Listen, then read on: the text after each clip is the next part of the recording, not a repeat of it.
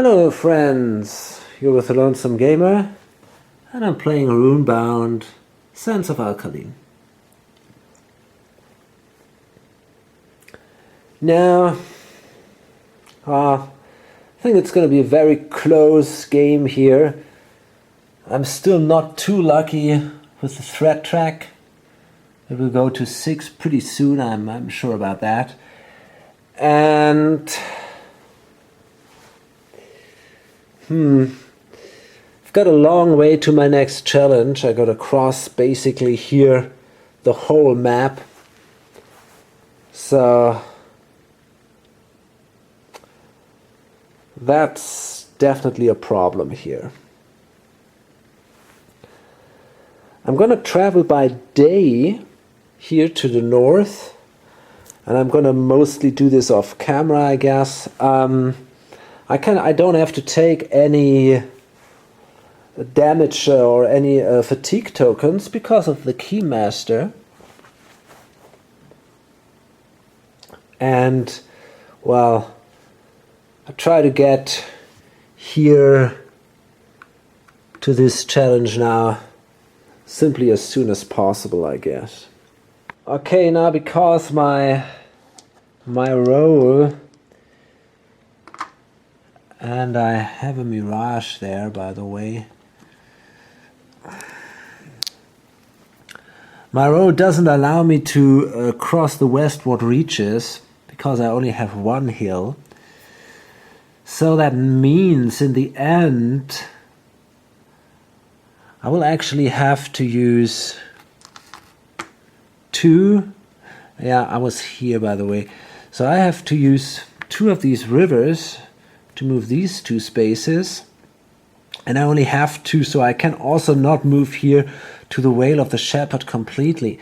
So I got to take actually a die and enter Traders 4, and then I will use these two dune symbols to move into the Sands of Time, and I'm gonna do this challenge just on the way. I mean, I didn't plan to do it, but now there is no reason not to. Okay, so this is Traps and Terror Challenge.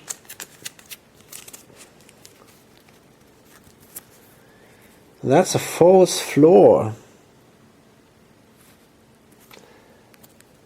Now it's day on a 1 on a 10-sided die. This thing has an additional life point, which is not the case. The obvious pressure panel is just a decoy. It's the soul-sucking vapor slowly being released. That's the problem. Reward, receive $1 and take this card. Okay, now let's see. It's this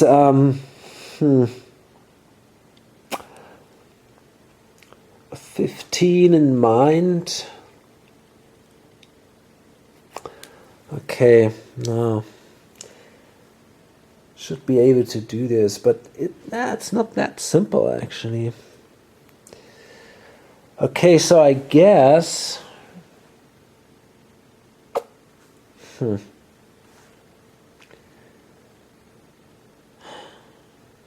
okay, I'm gonna start a defense with a defense action with him. He takes this, then he has a 7, and he needs an 8 to be successful here, which he has. Now he does an attack with the melee, so he only needs a 4 to be successful. He might also use the Dusk Dagger here. To do this, he has to activate the Scabbard of Masking, because otherwise he could not use items worth more than 3 points. Okay, so that is also a success. That means 1 wound. And finally, we need a 7 to do this magic test here. And yeah, great. Okay.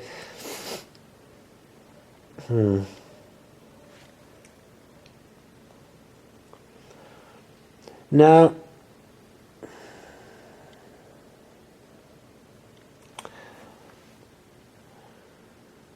okay, I think what I'm going to do in the second combat round is I take one of these, try, got a 7 then, and then I need an 8 again, and I have that. And now actually, damn it, I wanted to do this as an attack, but okay, whatever. The Keymaster will do the attack. He has a 2, so he needs an 8 in the melee combat, and he has that too. And then I can do a magical attack. And I'm going to take a last exhaustion marker or fatigue marker. So I got a 7 and I only need a 4, which shouldn't be a problem. And I managed to beat this. Very good. So first of all, I gain a experience point here. Gain a buck and take this card. You may discard this card before combat to inflict 1 damage. That's a good one. I have tons of cards here. I should not forget them. Okay, actually I made a mistake earlier on when I traveled. I took that mirage, and each mirage on him is actually not a fatigue marker but a wound, because he has 0 fatigue. And now I rolled 2 of these mirages, and that sucks. So I'm gonna discard this water skin. That allows me to cancel these 2 hits. Maybe I should travel by night with this guy. Now, not sure. Now let's see. I have only 1 desert symbol, and the Sandstorm is right next to me. So I can move 1 space here in the desert. I have this barren symbol to enter the Shadow's grave. And then I can use 2. I can fly with the flying carpets across that canyon here for 2 spaces. But now I gotta stay there.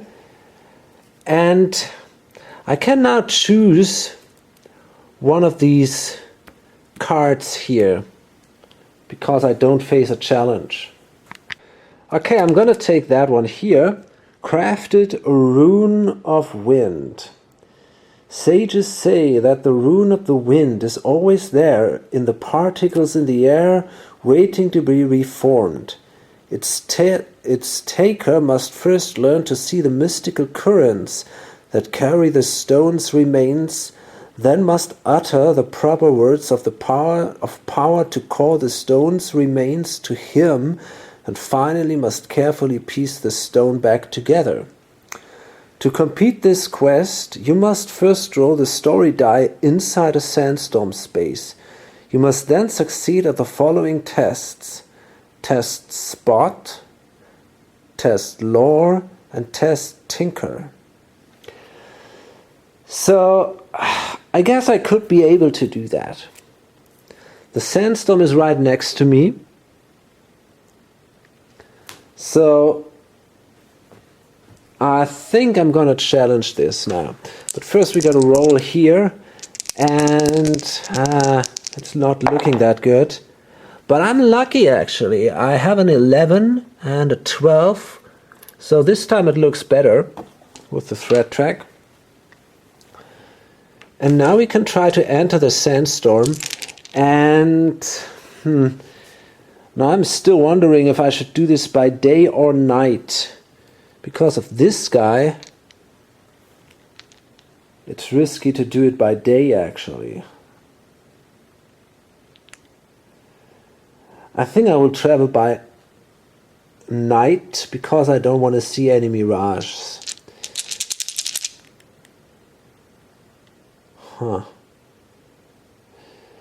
but therefore we don't have to roll too many dice actually. So I guess I don't will roll a die. I won't roll any die. What I'm going to do is I will use the flying carpet, fly here, and then I will use this camel, and that can bring me into the sandstorm. There is no other way to get in the sandstorm at this time. Okay, so here we go. Now I can roll a story die, and okay, I traveled by day. It makes sense now. Yeah. So let's see. So, okay, what happens here? The wind blows. So that means that the sandstorm will move. But I think that's not a big deal because it only says you have to roll the story die, and then it doesn't say you still have to be in the sandstorm after rolling the story die. And then we have this mirage symbol. Oh, that's cool. The traveler awake from a beautiful dream of green trees and cool water. Your hero and allies each discard one wound, and you must roll the story die again. Okay, so let's see now. The wound is discarded, and then the wind blows. And there is a special rule now. What happens here? When the sandstorm first appears, where for every hex the sandstorm needs to move, roll a d10. On an even number it follows the left arrow, on an odd number it follows the right arrow on the marker. Okay.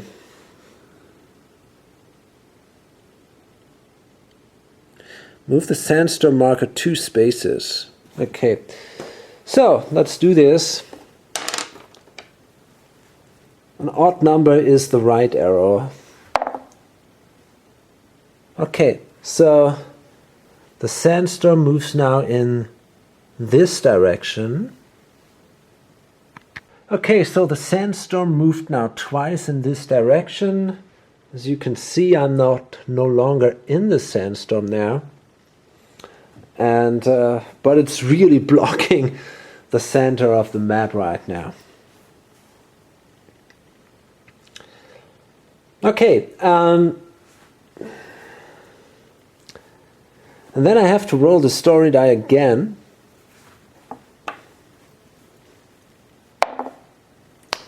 Well, that's the same thing. So yeah, we have to move the sandstorm again, I'm afraid.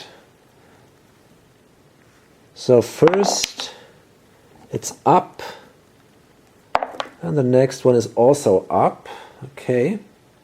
Okay, now things look a bit different again, like this. And if I'm not mistaken, we have to roll the story die again. Oh, come on. I tell you in an hour what happens. Okay, so believe it or not, I've rolled the sandstorm, I think 2 times again. And now it actually left the board. And the next time I roll it, it will somewhere appear completely randomly. Again, also with a random orientation. But now, for now, it's gone. And so what happens here? A well is found. No consequences here. We get a gold for this story dice. And a camel. Okay.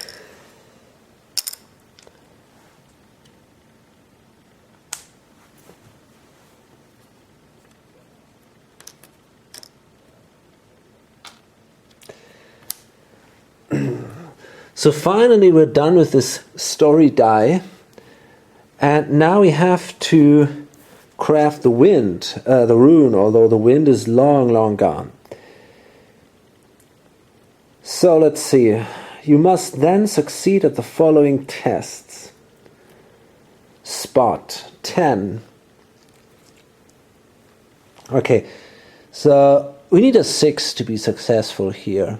I think that shouldn't be so hard.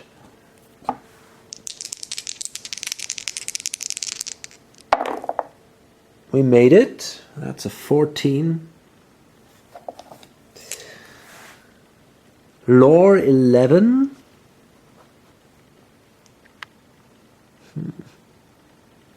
Okay, so we need a 7 here. And we blew that. Shit. Is there anything I can do? Well, yes, I can. Wait a second.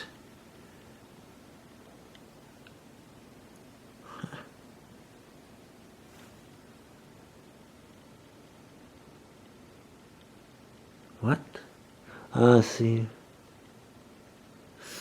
Okay, I think what I can do is I can activate this, which gives me +3. So I would end up with a 6. That would be a 10, and then I can now discard this one, the lesser charm. That would be an 11.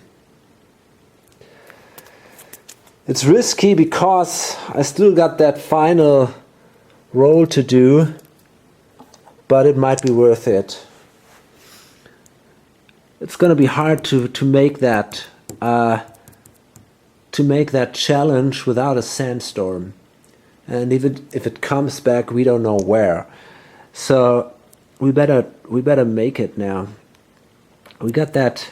We need an 8. Well, that's possible. Come on. Oh, actually, I got this. The gear here. That's cool. Discard after rolling a skill test to us at +3. That's really cool.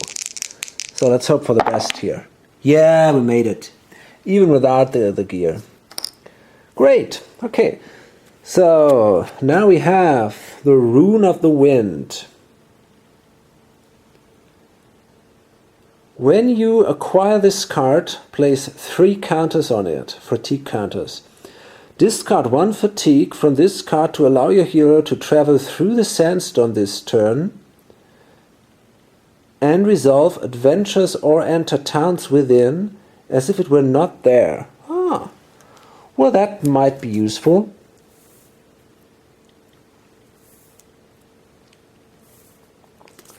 Okay, and we have our second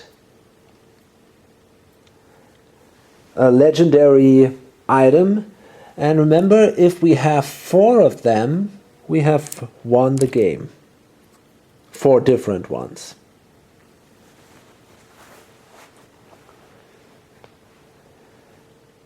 Fine.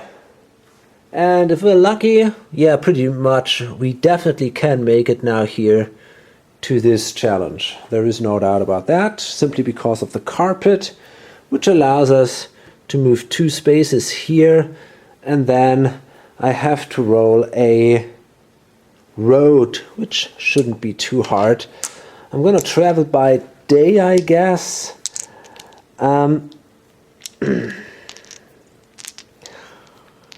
Now the question is, how many dice do I want to roll? I need a road.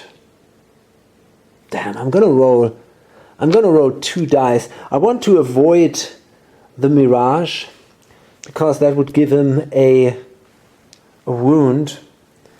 So I'm gonna roll 2 dice here, and if I cannot make it, I still can give away a camel. Okay, I got 2 roads, no problems here, so I end up here. Very cool. Okay, so this time it kind of sucks. We have to face the Life-Bringer of Kalos, a crusader. Problem is, this guy is stronger by day, but still. This priest's tactics were too extreme for the rest of her church.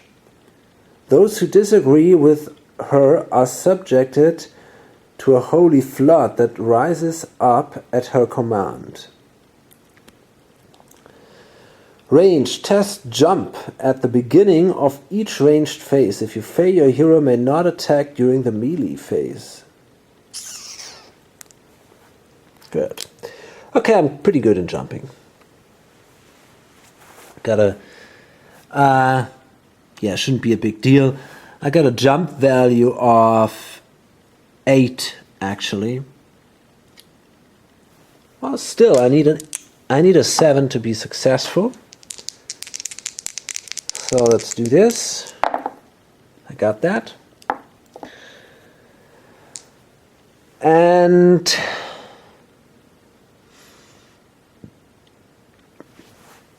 I think somewhere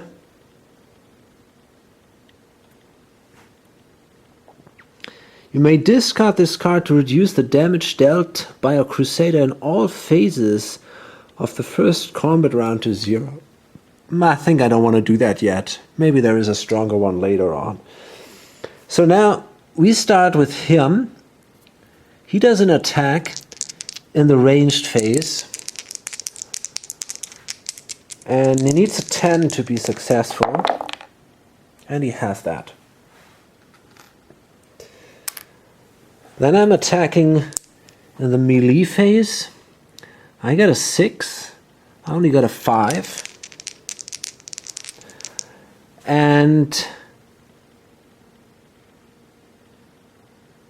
I actually will activate my I'm going to use my Dusk Dagger, so I only need a 3.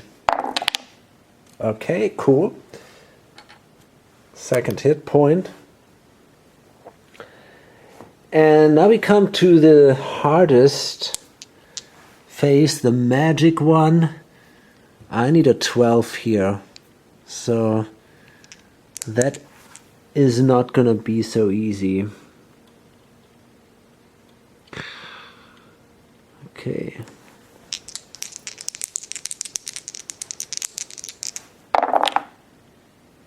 That's only a 10. Anyway, I'm gonna place... No, wait a second. Discard all wounds from your hero. So I won't use my helmet. I mean, it's really not a big deal to take a wound then. I could have taken a fatigue token anyway. Basically, this guy sucks. Okay, so we need a 10 again with the Keymaster. Yep, okay, fine. Oh, and I forgot to do this jump test, actually. Ah, didn't do it.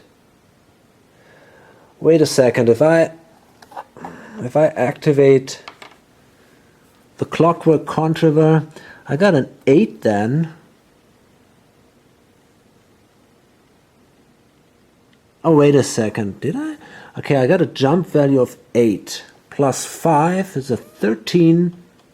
That's not good enough, but with this it is. Okay, cool. So now I'm simply going to do an attack. Need a 5. Yeah, okay. The guy is killed, no problems here. I gained $3.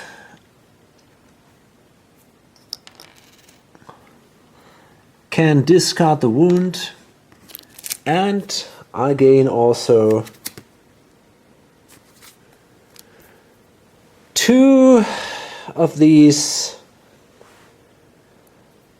and that allows me then to advance 1 level. And well, what I'm gonna take now, I'm gonna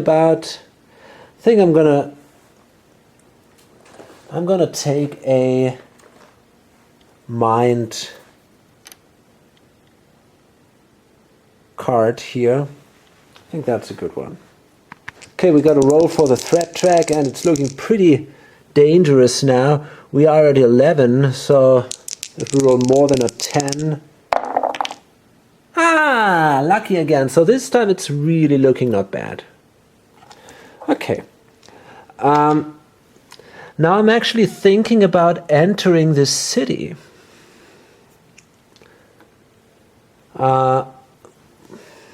Guess I want to do that, and then I might even consider attacking my first blue quest here.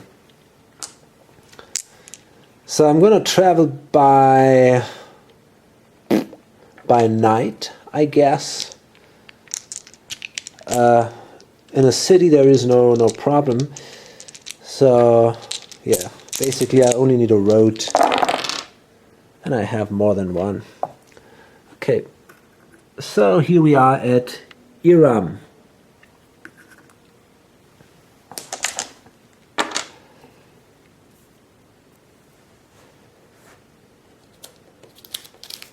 And I want to explore the bazaar there.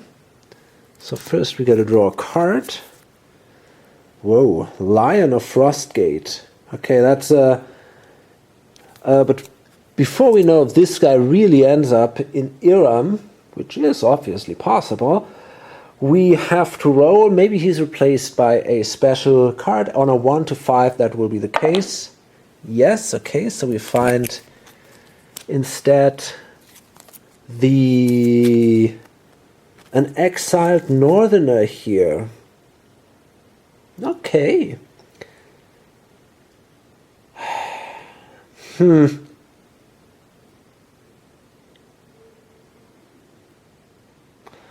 Well, that's a great guy. Melee, this ally inflicts +1 wound in melee combat for each wound it has on it. I'm pretty sure I want him. So what else can we buy there? Let's see first. We have here the Inner Fire, a ritual. Ugh. Oops, oh gosh.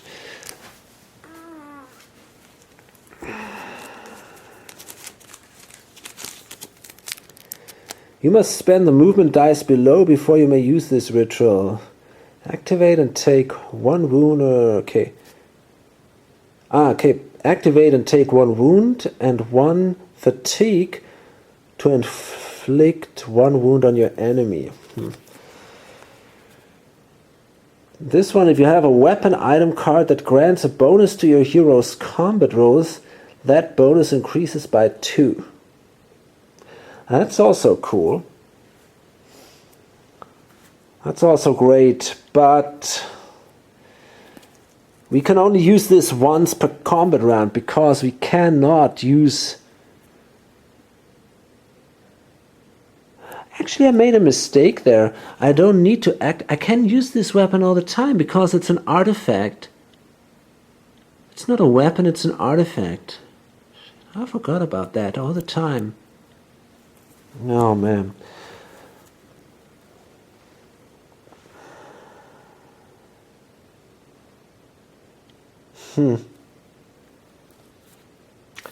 Hard to tell. I mean, this guy is pretty awesome.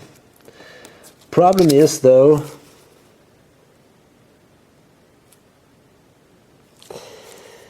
I'm going for melee already. It's such a hard decision, actually.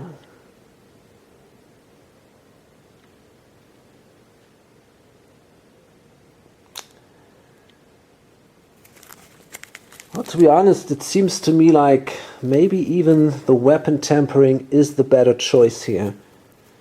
Improve my dusk dagger. A +4 bonus is really cool.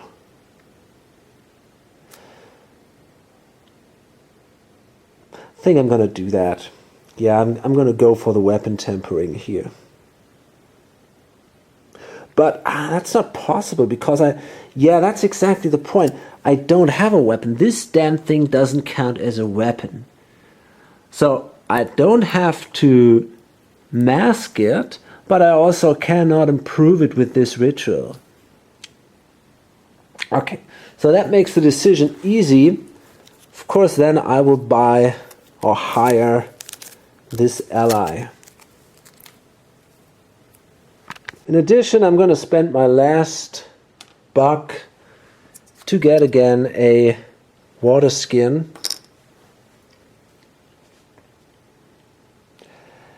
And I guess I'm going to stop here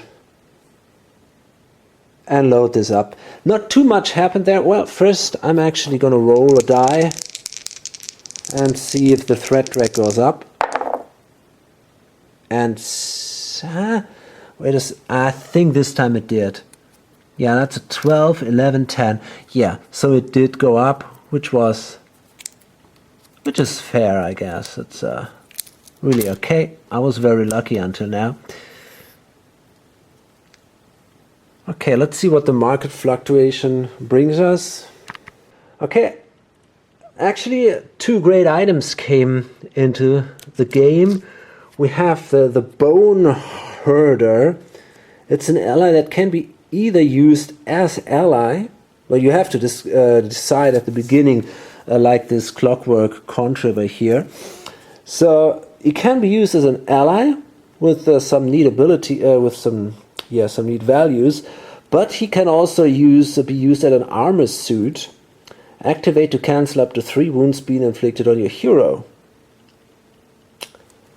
That's cool, but it's extremely expensive, $10. And then there is the Champion's Plate for $8, and it's the same thing. It's basically also 3 wounds that can be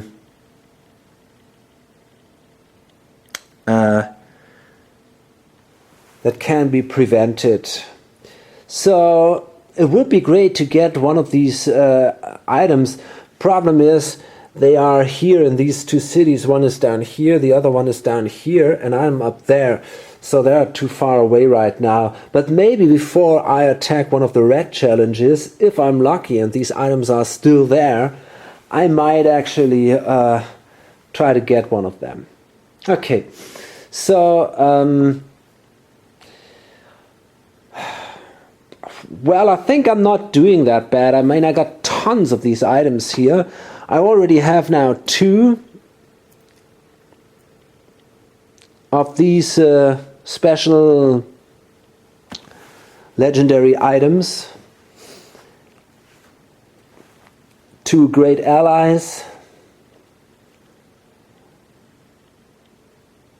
And I think I'm prepared to tackle now the blue ones.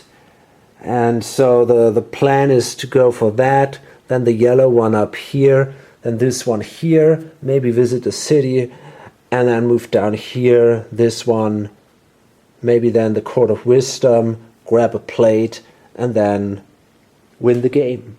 It's that simple. Okay, hope to see you in my next video or on lonesomegamer.com. Bye.